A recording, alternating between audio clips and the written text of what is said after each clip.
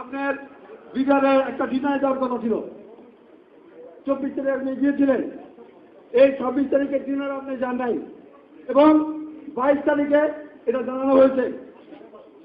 এটার মধ্যে কিন্তু অনেক দ্বন্দ্ব আছে। আপনাকে কেন 22 তারিখেই বলে দেওয়া হলো যে আপনি ওখানে যাইন না? না তো এরকম বলেনি তো। এটা হয়েছে ম্যাডাম। না 26 তারিখে আপনাদের কাছে অনেক ভুল তথ্য আছে। আমরা কেবল সরকার গঠন করছি, এত ব্যস্ত। আমি আনসারের যে ডিনার, তখন আমি বলছি যে আমি ডিনারে আসতে পারবো না, কারণ অনেক সময় নষ্ট হয়। আবার বিডিআর শাকিল যখন এসে আমাকে দাওয়াত দিয়ে গেছে, তখন আমি বলছি ভাই আমি তো ডিনারে যেতে পারবো না, আমি শুধু প্যারেডে যাবো। এটা তো বিডিআর পরিচালক সে নিজেই জানতো, তাকেই আমি আগেই জানাই দিচ্ছিলাম। ও আমাকে বারবার ইনসিস্ট করছিল যে আমরা টাট্টু শো করবো, আপনি আসেন। আমরা দেখো এবার আমার অনেক কাজ, এত ফাইল জমে থাকে, আমি যেতে পারবো। তো বউ আগে থেকে তাকে জানাবো ম্যাডাম যে আপনার এই ভুল তথ্য হতে পারে। এত ভুল তথ্য পেয়ে যায়। ম্যাডাম ভুল হতে পারে।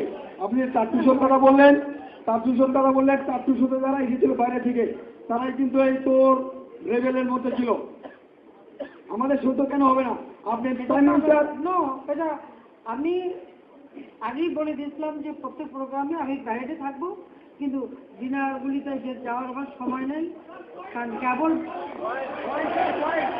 ম্যাডাম পয়েন্ট ম্যাডাম, আপনি সংসদে দাঁড়িয়ে একজন এমপি বলেছে যে আমরা এই সমস্ত মেজর লেফটেন্যান্ট কর্নেল দেখে নেব। মাননীয় প্রধানমন্ত্রী, এই দেখে নেওয়ার নমুনা যদি এটা হয়, আপনি বিচার করেন।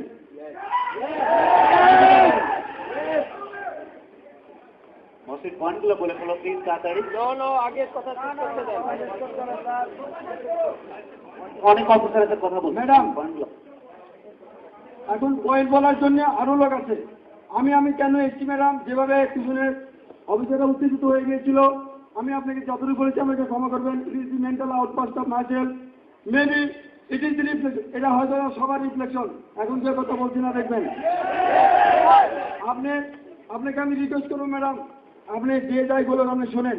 আপনি যে জবাব দেন না কেন, ভুল হয়ে যেতে পারে। সবাই কথা বলবে, আপনি কথা শুনেন ম্যাডাম। হলো পয়েন্ট যাদের আছে, এখন পয়েন্টগুলি বলে আছে না, পয়েন্টগুলি বলে যাক না। মাইক দাও। পয়েন্টগুলি বলে দিচ্ছি। আমি রিকোয়েস্ট করবো শুধু পয়েন্টগুলো দাও, বিকজ অনেকে বলতে হবে এবং আমরা শেষ করুন।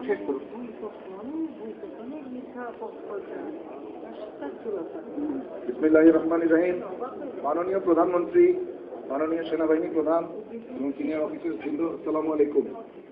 আমি বিডিআরের এই বিদ্রোহীদের এই ঘটনায় আমি একজন ভিকটিম, কারণ আমি ছুটিতে আমার পরিবারের সাথে আমার পারিবারিক বাসস্থানে অবস্থান করছিলাম। আমি পরপর 3 বার মৃত্যুর হাত থেকে রক্ষা পেয়েছি। তারপরে 33 ঘন্টা বিডিআর সেন্ট্রাল কোয়ার্টার গার্ডে মৃত্যুর সাথে পাঞ্জা লড়েছি, কারণ কিছুক্ষণ পর সৈনিকরা এসে আমাকে মেরে ফেলবে। আমাদের সেনাবাহিনীর অফিসারদের স্ত্রীরা এবং আমরা অফিসাররা, শিশুরা সব এক কাতারে কোয়ার্টার গার্ডের সেলের ভিতরে ছিলাম। একটা রুমে 60 জন থেকে 80 জন করে ছিলাম।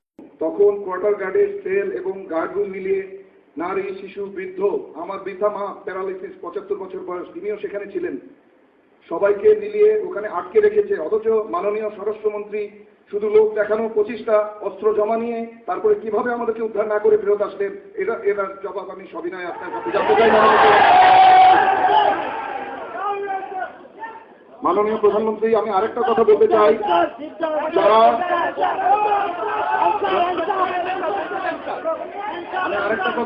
মাননীয় প্রধানমন্ত্রী, যারা অত্যাচারিত হয়েছে এবং গুলি খেয়ে কখনো বেঁচে ছিল, যদি তৎক্ষণাৎ সেনাবাহিনী এবং এয়ারফোর্স দিয়ে যদি সেখানে অপারেশন চালানো হতো, অনেক গুলিবিদ্ধ অফিসার বেঁচে যেত। অনেক নারী তার সম্ভ্রম হারাতো না। অনেক শিশু তার যে ট্রমা হয়েছে, যেটা সারা জীবন সে কাটাতে পারবে না। আমার ছোট শিশু 6 বছরের মেয়ে কাঁপতে কাঁপতে তার কনভালশন শুরু হয়ে গেল। এটা হতো না মাননীয় প্রধানমন্ত্রী। এই জন্য আর সবার সাথে কণ্ঠ মিলিয়ে আমি বলতে চাই, এর সত্যিকারের প্রতিকার আমি চাই মাননীয় প্রধানমন্ত্রী। ধন্যবাদ। Lieutenant colonel Kamrul Zaman.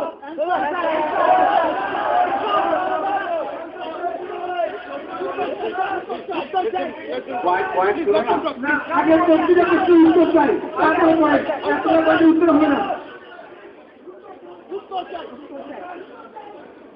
শুনেন, স্বরাষ্ট্রমন্ত্রী বিডিআর এলাকা কত বিশাল।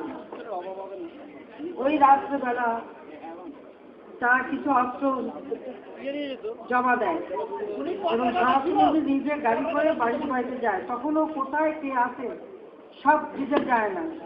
বিডিআরের ইয়াং অফিসাররা অস্ত্র নিয়ে তার সাথে, যেটা আমি বললাম যে একজন অফিসারকে বাঁচাতে যে তারা গুলি পর্যন্ত করে। স্বরাষ্ট্রমন্ত্রী তাকে এই কথা বলে আশ্বস্ত করে, দেখো তোমরাও সন্তানের মতো, এরা আমার সন্তান, একে তোমরা দিতে পারবে না, আমি যে করো। 2 হাত দিয়ে ধরে তাকে গাড়ির মধ্যেই উদ্ধার করে। কিন্তু কোন জায়গায় কত জায়গায়, কত বিশাল জায়গায় একা কেউ যদি দেখা না দেয়, চিনায় না দেয়, যাওয়া তো সম্ভব ছিল না। কিন্তু যতদূর সম্ভব 5টা পর্যন্ত সে ঘুরে ঘুরে যে কটা পরিবার পেয়েছিল উদ্ধার করেছিল। পরের দিন সকালবেলা সে যখন টায়ার্ড হয়ে অসুস্থ হয়ে পড়ে, তখন বেগম মতিয়া চৌধুরীকে আমি 5টার সময় নিয়ে আসি এবং পরের দিন সকালে বেগম মতিয়া চৌধুরী যান। তার যাওয়ার কথা করে উদ্ধার কর্মতে আসে, তখন আবার তারা বন্ধ করে দেয়। এটা তো বাস্তব কথা। যদি সে কয়েকজন উদ্ধার করে চলে আসে, একটা মানুষ তো, আর বিডিআর ক্যাম্পটা কত বিশাল, আর আমাদের তো চেনাও নাই সব জায়গায়। তারপর ওদের লোকরা অস্ত্র নিয়ে তার সাথে সাথে, এবং ওই অফিসারটাকে বের করে আনার পরই তারা খেপে যায়। অফিসারটাকে বের করে আনার পরই খেপে যায় আরো বেশি। কিন্তু আপনারা তো আমি সম্পূর্ণ ভুল বুঝে বসে আছি, একদম ভুল বুঝে বসে আছি। মিথ্যা তথ্য দিচ্ছে। এটা দুর্ভাগ্যজনক। যারা জীবনের ঝুঁকি নিয়ে উদ্ধার করতে গেল আর তারাই দোষী হয়ে গেল, খুবই দুর্ভাগ্যজনক। যারা ক্রিমিনাল সঙ্গে জড়িত তারাই খারাপ। মাননীয় প্রধানমন্ত্রী এবং উপস্থিত আমাদের জ্যেষ্ঠ অফিসার বৃন্দ এবং আমার কনিষ্ঠ অফিসার বৃন্দ, আমি একমাত্র জানি মৃত্যু কত অসহায়। তোমরা চিল্লাচিল্লি করো না, পিডিআর ধ্বংস করে দিয়েছে, আর্মিও ধ্বংস করে দেবে। তোমাদের কিন্তু লোক আছে, এটাই উদ্দেশ্য। তোমরা আর্মিকে নষ্ট করো না। পিডিআর গেছে, আর পিছনে লোক আছে আর্মিকে নষ্ট করার জন্য। তোমরা এরকম করো না। পিছনে লোক আবার ঢুকেছে আর্মিকে নষ্ট করার জন্য, ঐক্য নষ্ট করার জন্য। তোমরা এরকম করো না। আমি তোমাদের অনুরোধ করছি, আমি যেভাবে বেঁচে আসছি অসহায়, আমার মহাপরিচালক বীরের মতো মরেছে, বীরের মতো আবার সামনে। তোমরা নষ্ট করে দিয়েছে পিডিআর, আবার আর্মিকে নষ্ট করার চেষ্টা করতেছে, ষড়যন্ত্র করতেছে। এই বক্তব্য তোমরা নষ্ট করো না। তোমরা তোমাদের মতো থাকো, তোমাদের মধ্যে থাকো।